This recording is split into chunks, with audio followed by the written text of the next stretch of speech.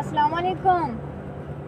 क्यों बैठे हो रोड ਦੇ ਉੱਤੇ ਮਾਜੀ? ਬਿਸਮਿल्लाहिर्रहमानिर्रहीम अस्सलाम वालेकुम। ਜਿੱਦਾਂ ਕਿ ਤੁਸੀਂ ਦੇਖ ਰਹੇ ਹੋ ਸਾਡੇ ਚੈਨਲ ਦਾ ਨਾਮ ਆ ਆਓ ਮਦਦ ਕरें ਤੇ ਅਸੀਂ ਇਥੋਂ ਰੋਡ ਤੋਂ ਗੁਜ਼ਰਨ ਦੇ ਸੀਗੇ ਤੇ ਬਾਜੀ ਜਿਹੜੇ ਆ ਸਾਨੂੰ ਰੋਡ ਤੇ ਬੈਠੇ ਨਜ਼ਰ ਆਏ ਆ ਤੇ ਅਸੀਂ ਕਿਹਾ ਵੀ ਬਾਜੀ ਤੋਂ ਪੁੱਛਦੇ ਆ ਕੀ ਵਜ੍ਹਾ ਕਿਉਂ ਰੋਡ ਤੇ ਬੈਠੇ ਹੋਏ ਆ ਤੇ ਬਾਜੀ ਨਾਲ ਗੱਲਬਾਤ ਕਰਦੇ ਆ। ਬਾਜੀ ਜਿਹੜੇ ਨੇ ਉਹ ਮਜ਼ਦੂਰ ਨਜ਼ਰ ਆ ਰਹੇ ਨੇ, ਉਹਨਾਂ ਦੀਆਂ ਜਿਹੜੀਆਂ ਲੱਤਾਂ ਨੇ ਨਾ ਉਹ ਕੰਮ ਨਹੀਂ ਕਰਦੀਆਂ।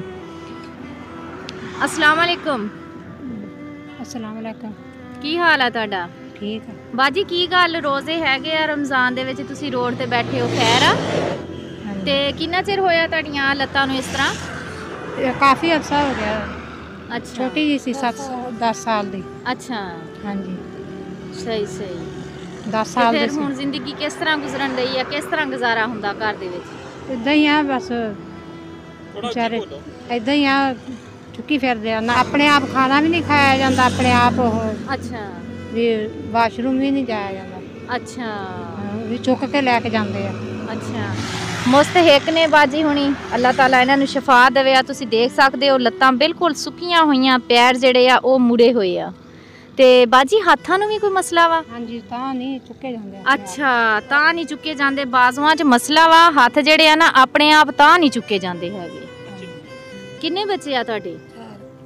4 बच्चे। 4 ਬੱਚੇ ਆ। ਅੱਛਾ ਕਿੱਡੇ ਕਿੱਡੇ ਆ? ਕੀ ਉਮਰ ਆ ਉਹਨਾਂ ਦੀ? ਵੱਡੇ ਆ ਬੱਚੇ। ਵੱਡੇ ਆ ਬੱਚੇ। ਅੱਛਾ ਤੁਹਾਡਾ ਖਿਆਲ ਵਗੈਰਾ ਕਰਦੇ ਆ? ਆ ਬਾਜੀ ਹੁਣੀ ਸਾਂਭਦੇ ਆ ਤੁਹਾਨੂੰ? ਹਾਂਜੀ ਮੇਰੀ ਭੈਣ ਹੀ ਸਾਂਭਦੀ ਮੈਨੂੰ। ਭੈਣ ਹੀ ਸਾਂਭਦੀ ਆ। ਇਹ ਬਾਜੀ ਮੇਰੀ ਆ ਵੀ ਮਜ਼ਦੂਰ ਆ ਪੈਰਾਂ ਤੋਂ, ਅੱਛਾ ਔਖਾ ਗੁਜ਼ਾਰਾ ਵਿਚਾਰੀ ਦਾ। ਅੱਛਾ ਮੈਂ ਆਪ ਸਾਂਭਦੀ, ਆਪ ਇਹਨੂੰ ਹੱਥੋਂ ਰੋਟੀ ਖਵਾਉਂਦੀ ਆ ਅੱਛਾ ਤੇ ਆਪ ਚੁੱਕ ਕੇ ਪਿਸ਼ਾਬ ਕਰਾਉਣ ਲੈ ਜਾਂਦੀ ਆ। ਅੱਛਾ ਇਹ ਸਾਰਾ ਕੰਮ ਵੀ ਇਹਦਾ ਮੈਂ ਹੀ ਕਰਦੀ, ਬੱਚੇ ਵੀ ਇਹਦੇ ਮੈਂ ਹੀ ਸੰਭਾਲਦੀ ਆ। ਅੱਛਾ ਹਾਂਜੀ ਤੇ ਕੰਮ ਤੇ ਜਿਹੜਾ ਹੋਇਆ ਹਾਂਜੀ ਮਿਹਨਤ ਮਜ਼ਦੂਰੀ ਵਾਲਾ ਵੀ ਜੋ ਮਜ਼ਦੂਰੀ ਲੱਭ ਗਈ ਅੱਛਾ ਕਰ ਲਈ, ਨਹੀਂ ਤਾਂ ਫਿਰ ਵਿਚਾਰੇ ਏਦਾਂ ਹੀ। ਹਾਂਜੀ ਬਸ ਇਹੀ ਸਾਡੀ ਵੀ ਮਜਬੂਰੀ ਆ। ਬੱਚੇ ਸਹੀ ਹੈ ਨਾ?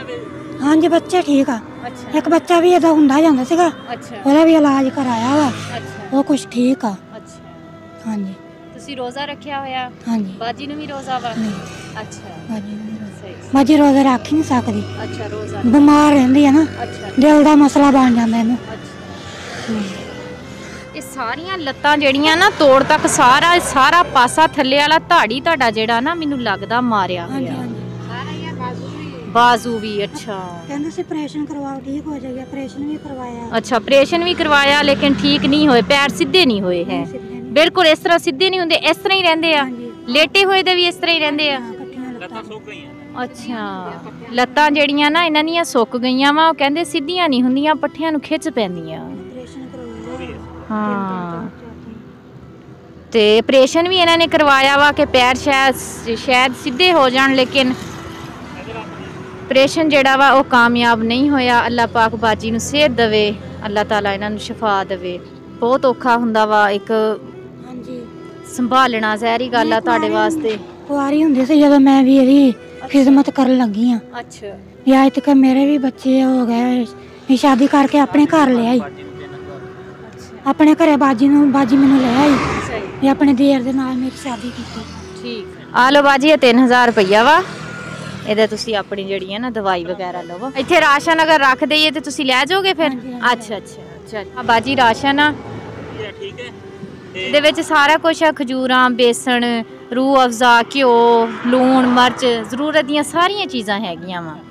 ਤੁਸੀਂ ਰੋਜ਼ੇ ਰੱਖਦੇ ਹੋ, ਦੁਆ ਕਰਿਓ ਸਾਡੇ ਵਾਸਤੇ, ਉਹਨਾਂ ਭੈਣਾਂ ਭਰਾਵਾਂ ਵਾਸਤੇ ਜਿਹੜੇ ਸਾਡੇ ਨਾਲ ਖੜੇ ਆ ਤੇ ਅਸੀਂ ਇਸ ਤਰ੍ਹਾਂ ਤੁਰਦੇ ਫਿਰਦੇ ਹੋਏ ਜਿਹੜੇ ਆ ਨਾ, ਜਿਹੜਾ ਸਾਨੂੰ ਮੁਸਤਹਿਕ ਨਜ਼ਰ ਆਉਂਦਾ ਵਾ, ਅਸੀਂ ਚਾਹੁੰਦੇ ਆ ਕਿ ਅਸੀਂ ਜਿਹੜਾ ਨਾ ਉਹਦੇ ਤੱਕ ਪਹੁੰਚੀਏ।